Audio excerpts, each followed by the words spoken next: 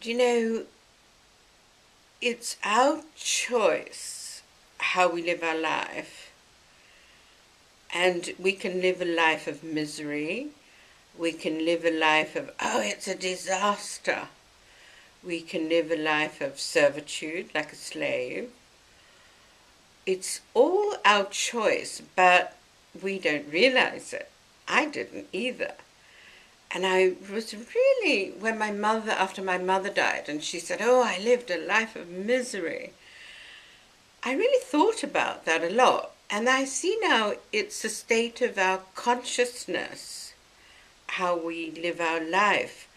When I was born, I was very happy and a bit over exuberant, and my mother lived in misery. So I used to be happy, then she would whack it out of me. She'd hit me over the head, she'd take out her rage on me because I annoyed her. You know, we were living in different states of consciousness. So I grew up, you know, a little afraid, like not daring to look too happy or show it around my mother. I would always have to be a little subdued. Well, very subdued, not say anything. And that's how I survived. So during my life, I'd have periods of intense joy and doing what I wanted. Then I'd look at the faces of miserable people and go back into contraction, feeling that I'd get back in my box. That's where I was supposed to be, and it was quite abnormal to be too wide open and happy and too free. So there was confusion for me around that. But after my mother died and she said she'd lived in misery, I could see very clearly it depends on our state of consciousness.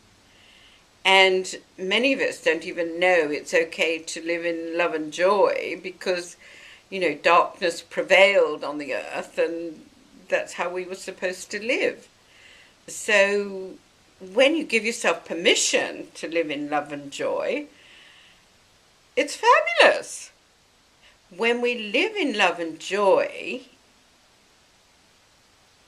and choose that, it's a choice of our state of consciousness, it's a good idea not to allow anyone to take it away from us. When I used to see people suffering, and my son and daughter, I would come down, I would lower my vibration, come in to empathize with their suffering. But what I learned when I did the psychic healing was when you come down in suffering, you're no good to them or anybody because your energy drains out of you. And then when you can't help anymore, they're going to kick you anyway. So I learned a lot of how to maintain my own vibration. And instead of the sour faces, the sad sacks, and me going down to join them, I disciplined myself to stay in a high vibration because that was my choice. So I wasn't letting others have power over me to bring me down or to drain me. So it's just discipline and being conscious of where you want to be at. I mean, some people love to stay in misery, and that's okay. You know, everyone has free will and free choice, and good for them. And why not? So it's all our choice to specify where we want our consciousness to be. I choose love and joy. Misery sucks, really. And your face doesn't look too happy either. It looks like a bit drawn and misery and, you know, sad sack. So love and joy, it's great. But that's my choice. It's nobody else's. So just being aware of where our state of consciousness is, or, you know, you have to be very serious because, you know, I worked in a bank and I was a bit too happy. So, you know, because that was, everyone's supposed to be really serious, you know.